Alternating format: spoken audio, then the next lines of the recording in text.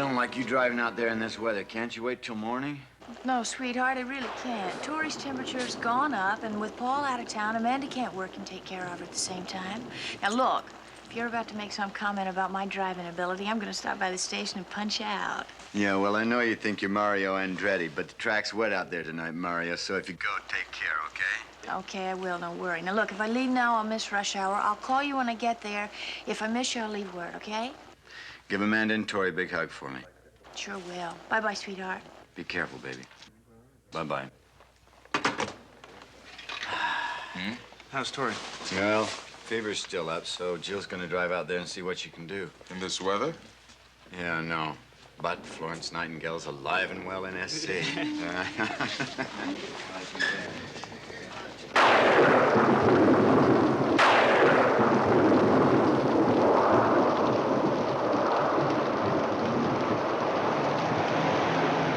And now the weather. Rain and more rain predicted for the Southland this weekend. Storms out of the north and chill coastal winds. Road conditions continue to be hazardous, and all in all, friends, it's a good night to be home curled up by a roaring fire.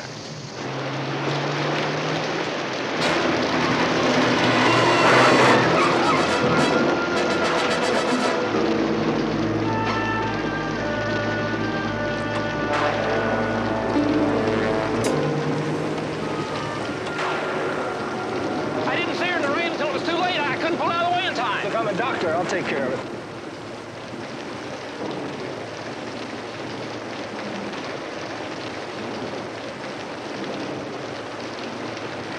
Looks like it might be a concussion. She's going to need a more thorough examination. I'm going to take her to my home and office. They're not far from here. Come on, give me a hand. Get her in the car. Yeah, sure. Just easy. You grab it there. Yeah. Keep her level. Yeah.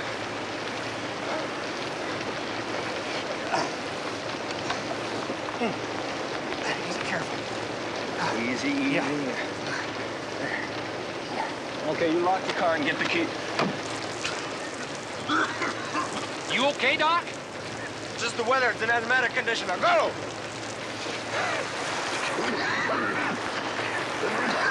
As soon as I get to a phone, I'll call the highway patrol and report the accident. Never mind. I'll do it when I get home. Okay.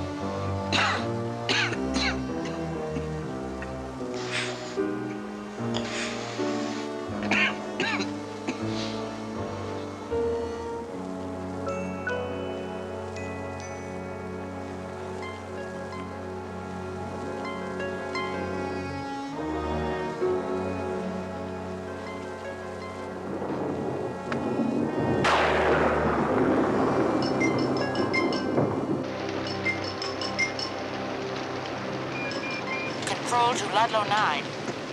Investigate patient escape from Pacific Sanitarium. 5000 North Coulter. Code 2. Ludlow 9, roger.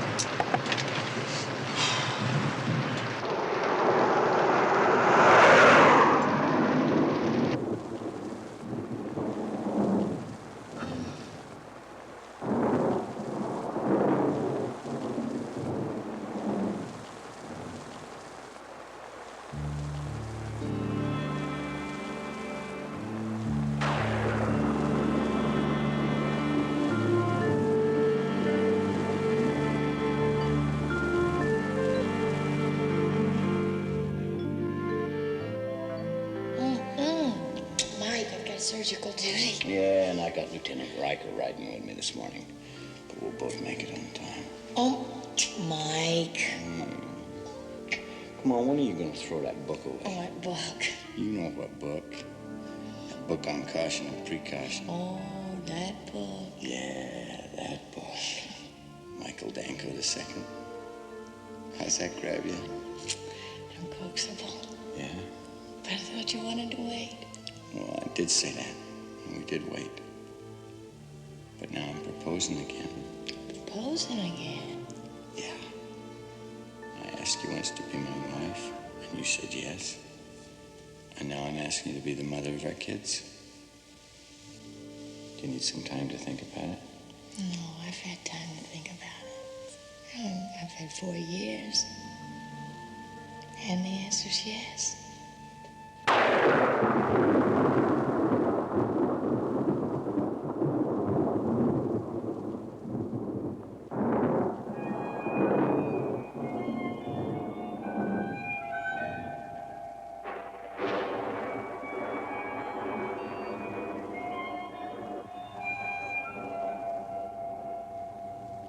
Well, hello.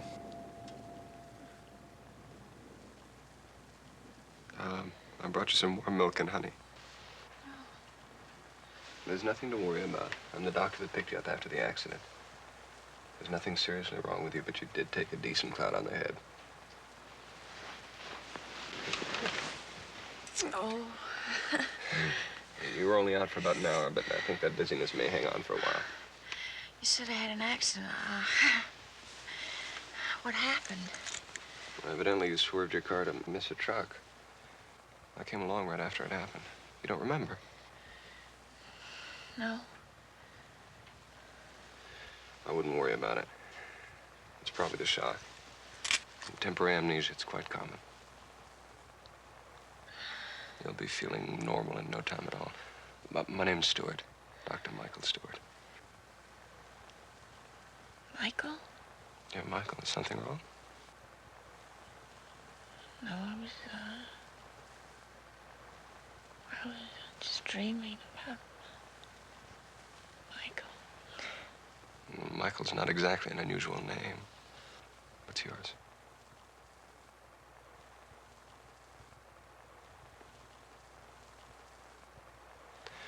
No, don't be afraid. Just tell me who you are, where you're from. And I'll call your friends or family and tell them you're all right.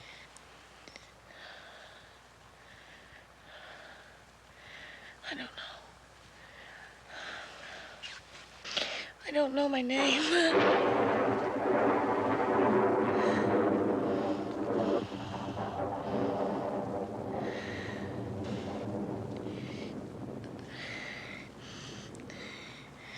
Did I have identification? Like a wallet? Or a handbag? I looked for your name, or the name of someone to call in case of an emergency, and there was nothing. Well, the car must have a registration slip on it. That's a good thought. I'll check it out as soon as I get you settled in here. You don't remember anything? Where you were going? Where you were coming from? No, I don't.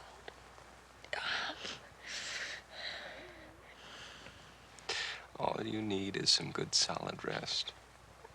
It'll all come back in due time. There's no cause for alarm. Besides, even if you remembered who you are and where you were going, I wouldn't suggest going out like that in the storm. As a matter of fact, until you're in A1 condition, I'm not going to let you out of my sight. Main thing is relax, get some rest.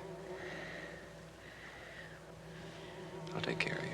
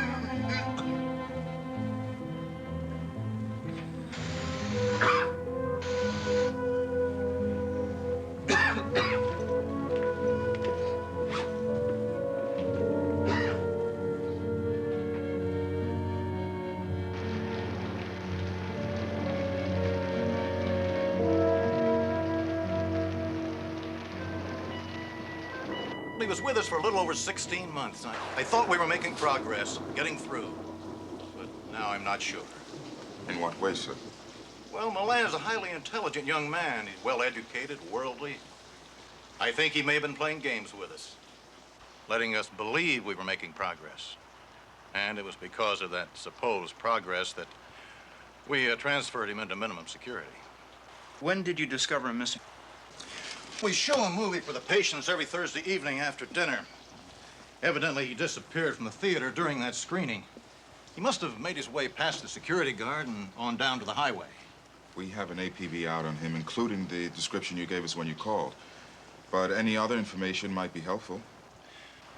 The line between reality and fantasy is a thin one, even in the most stable mind. And with Milan, it's thinner than normal, sometimes non-existent.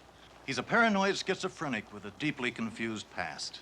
One time, he showed promise of becoming a brilliant medical student, a surgeon. Then, all at once, he was ousted from medical school for having had a series of violent emotional conflicts with his fellow students. That violence, Doctor, would it still be there? Violence, hate, destructiveness, it's all a part of his confused makeup. He's deranged, gentlemen. A walking time bomb. There's no question about it. Anyone that he comes in contact with is in great danger. Physical danger? He tried to kill one of his professors in medical school. And he's capable of accomplishing just that with anyone that strikes him as a threat. You say you have a photograph we might borrow? Yes, right here. You can keep that if you like. It has his last known address, some physical characteristics. For one thing, he has an acute asthmatic condition.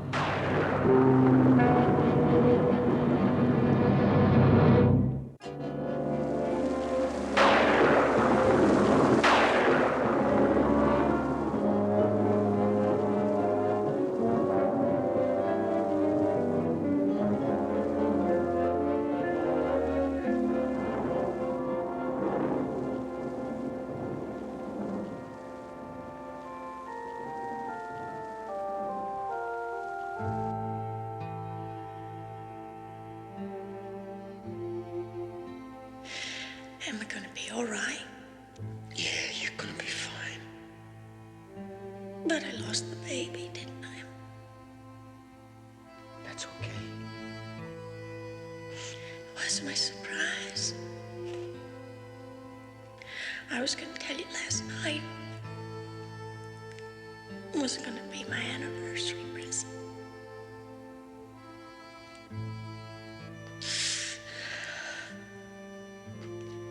I don't understand why they took it away.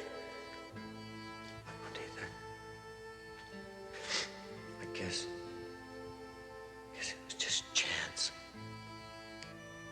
But if that's the way it is,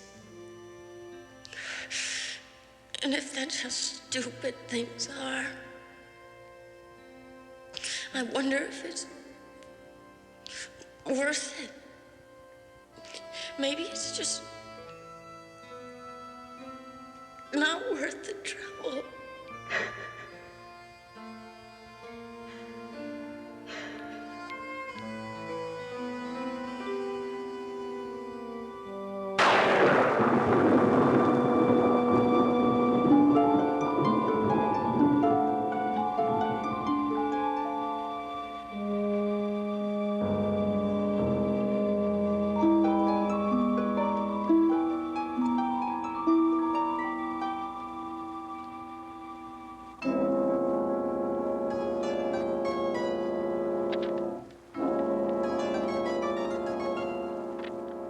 I had to run an errand. I hope you'll be comfortable until I get back. There's plenty of food in the refrigerator. Please make yourself at home. I'll be back as soon as possible. Michael.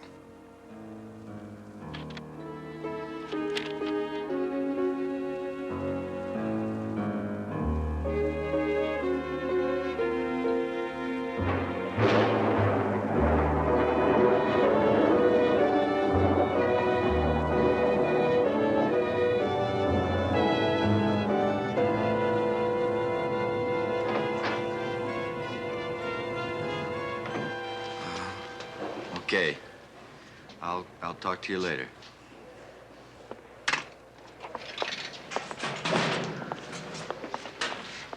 What did Amanda say? Jill's not there, and there's no word yet. What about your place? Could be Jill decided not to go after all. No, I tried, and there's no answer. Besides, Amanda's been phoning all evening.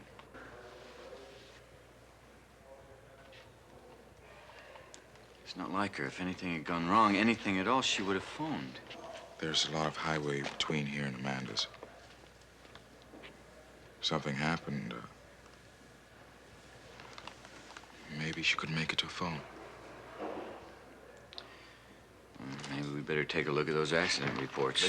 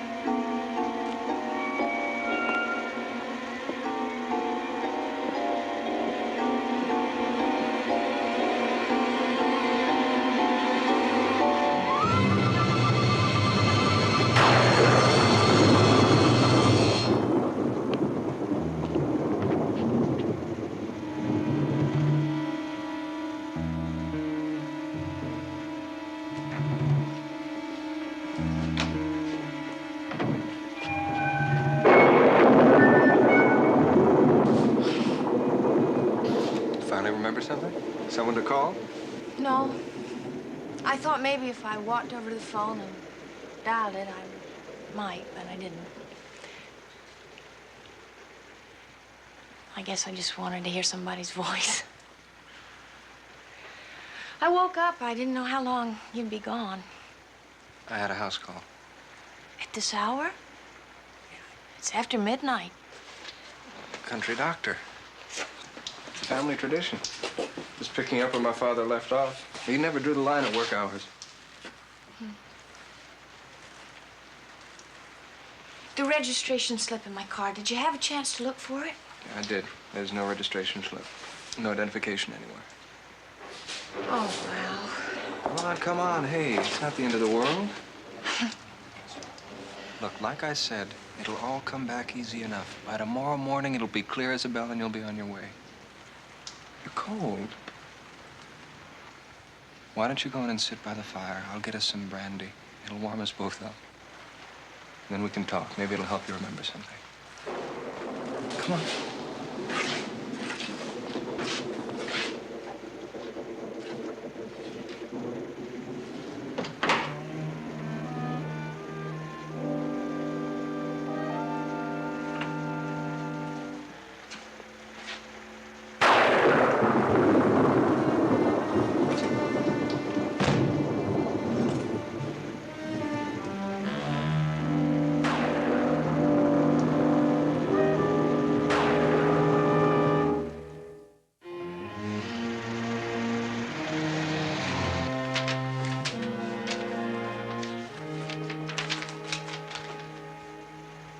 All right, that's it. That's the latest accident report we have. Covers every precinct in the city. Well, there's still the highway patrol. Yeah, but when are we going to hear from them? They've got every man in that area out covering roadblocks. They're trying to catch this nut that escaped from the hospital. What about the Santa Costa Sheriff Department? Same thing. I've got a call in and I'm waiting. Danko, how much of this coffee can you drink? How long can you stand around here worrying? You're not doing anybody any good here. That goes for you, too. You should go home, get some rest. Call you the minute something comes in. Come on, let's go home. Wait by the phone.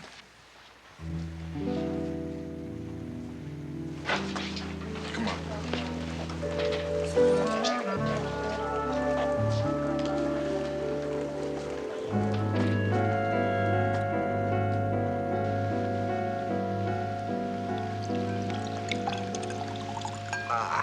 I know the country around here like the back of my hand. I grew up hunting and fishing all through the canyons and the mountains. We were going to talk about you. The dreams. Michael, do you remember who he is? No, I don't. I think I was married to him. One of the first things I noticed when I brought you in was that there was no wedding band. I know, I thought about that. But there was a ring there once. I know there was. Recently? I don't know. I remember being... Or I dreamed that I was in a hospital on our anniversary. Yours and Michael's? Yes. We were going to have a baby, and I lost it.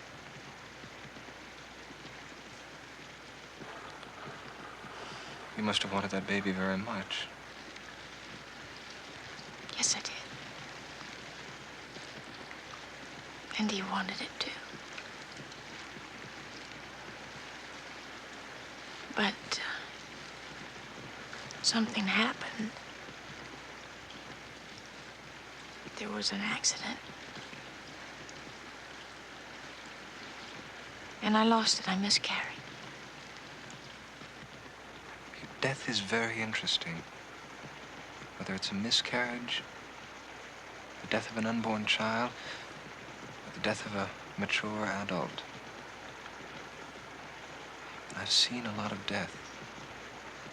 To be more precise, the art of self-inflicted death, self-destruction.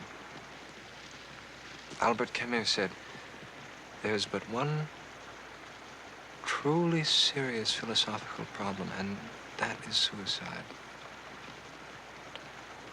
Judging whether life is or is not worth living amounts to answering the fundamental question of philosophy.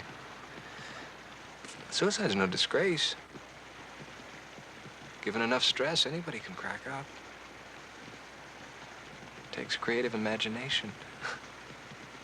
And I've seen a lot of it in my research. You researched suicide? A thesis in pre-med school. Drugs are the most common method, mostly barbiturates, favored by the suicidal middle and upper classes. Jumping is the... Death by falling is very interesting. People who've come close to death from mountain falls have actually had their whole life flash before their eyes.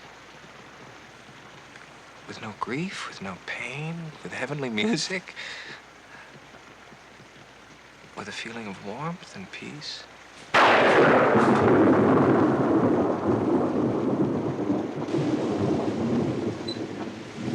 was shingling my grandmother's roof when I was a little kid. And I slipped. I slipped and fell. And screamed, because I knew I was dead. My whole life flashed before my eyes. It really did. My mother's ugly, shrieking face.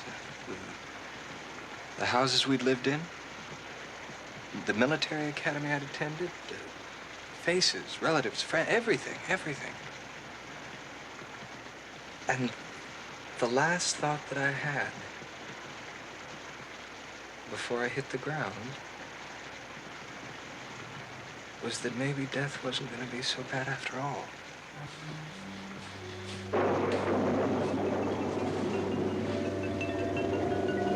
But of course, I'm here to prove that I'm a survivor.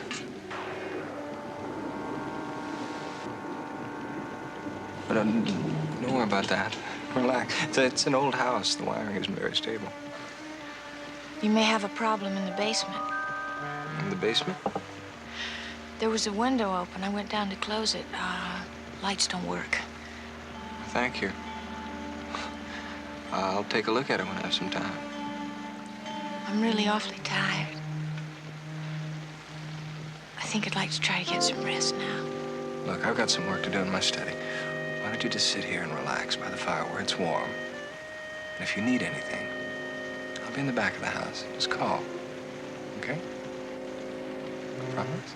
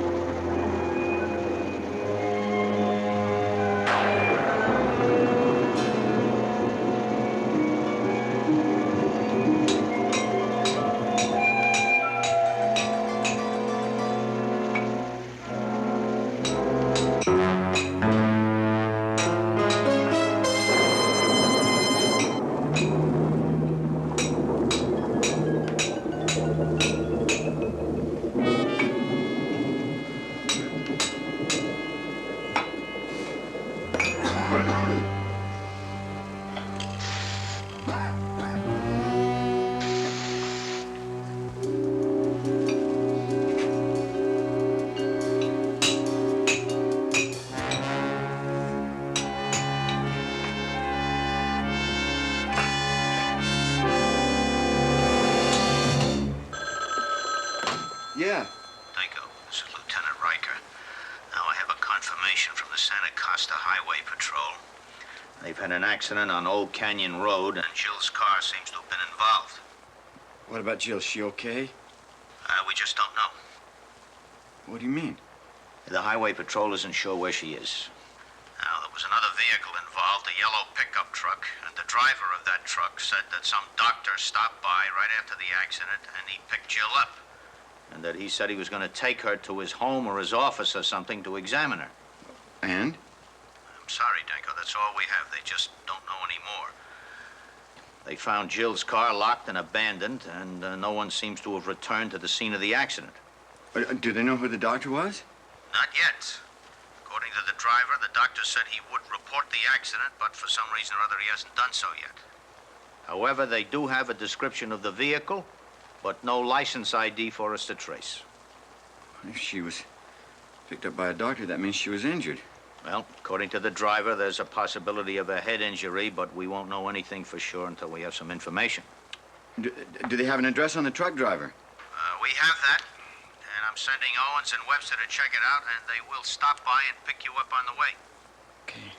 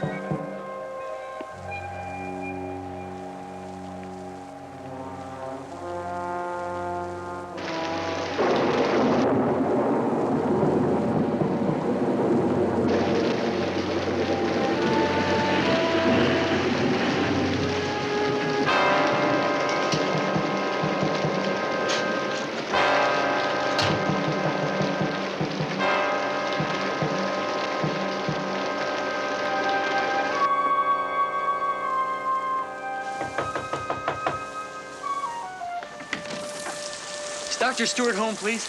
Who should I say is calling? Donald Cotton. It's about my wife, Mary. Well, I'm afraid the doctor isn't in right now. But if you'd like to come in and wait, he should be back shortly. No, I can't wait. My wife's in really bad shape. The baby's coming early. Do you know where I can reach Dr. Stewart? It's really an emergency. I'm sorry. I don't know where he is. But like I said, if you'd like to come in and wait, he should be here in no time at all. Besides, you shouldn't be driving around in this storm. Well, the storm's almost over. Sun's already out over in the valley where we are. I've got to get back to Mary. Look, Dr. Stewart has my phone number. Would you have him call me as soon as he comes in, please? Certainly, I'd be happy to. Okay, thank you.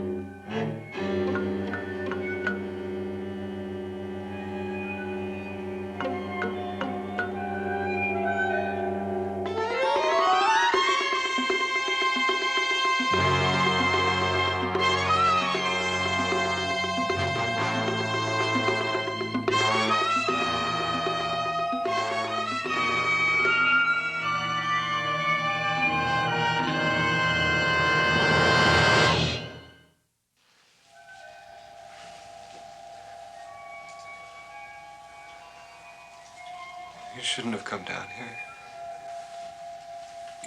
You shouldn't have come down. If you're not the doctor,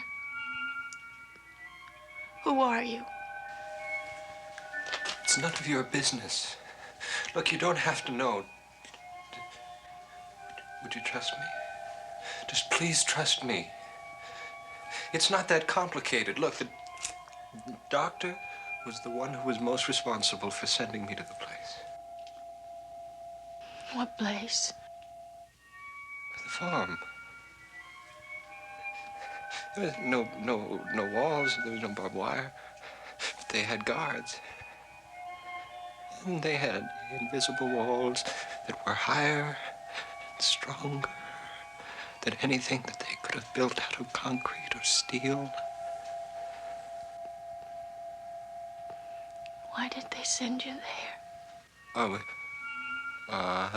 assault with intent to kill.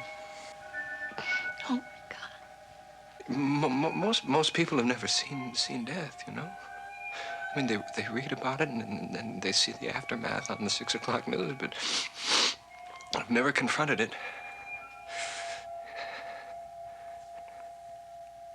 I tried to kill my mother when I was 14 years old. I tried 3 times, and that old lady wouldn't die.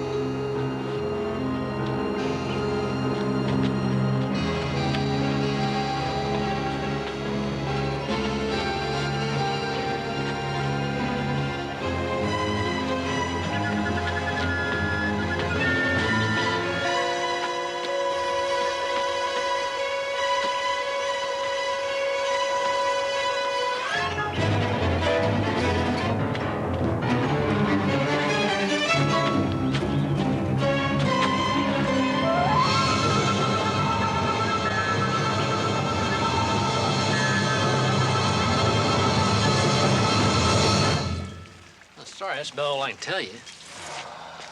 Had you ever seen this doctor before? Nope, never. Would remember it. He's a good-looking, young guy. Young for a doctor, I mean.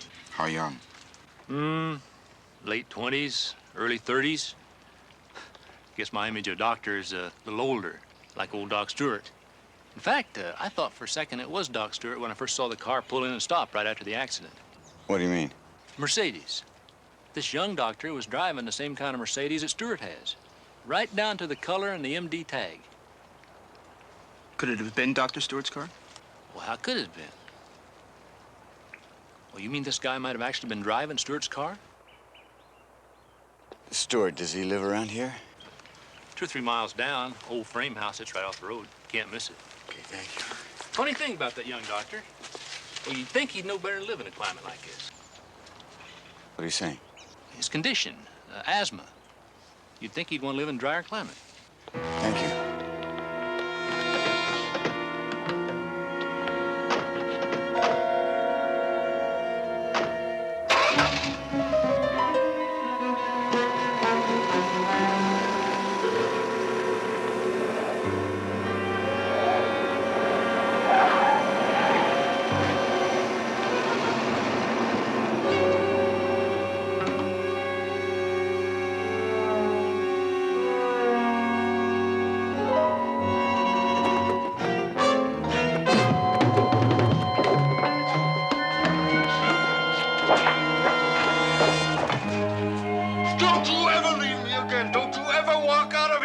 Do you hear me?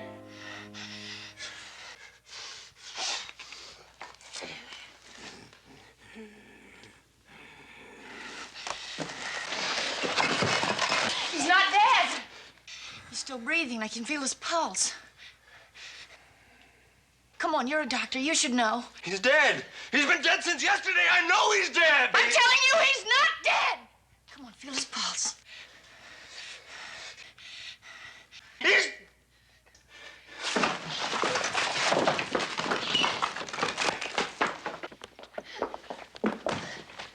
Jill. Let me go! Right. Let me go! It's Let me. me It's mine. It's me. Take your hands off her! Stay away from me. I'm going to take somebody's head off with this thing. Okay, put it down. Come on, we don't want to hurt you.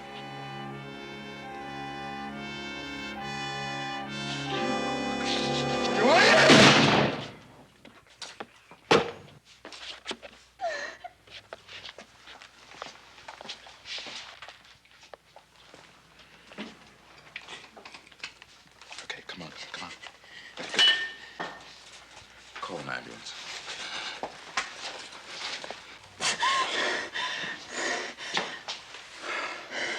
You okay?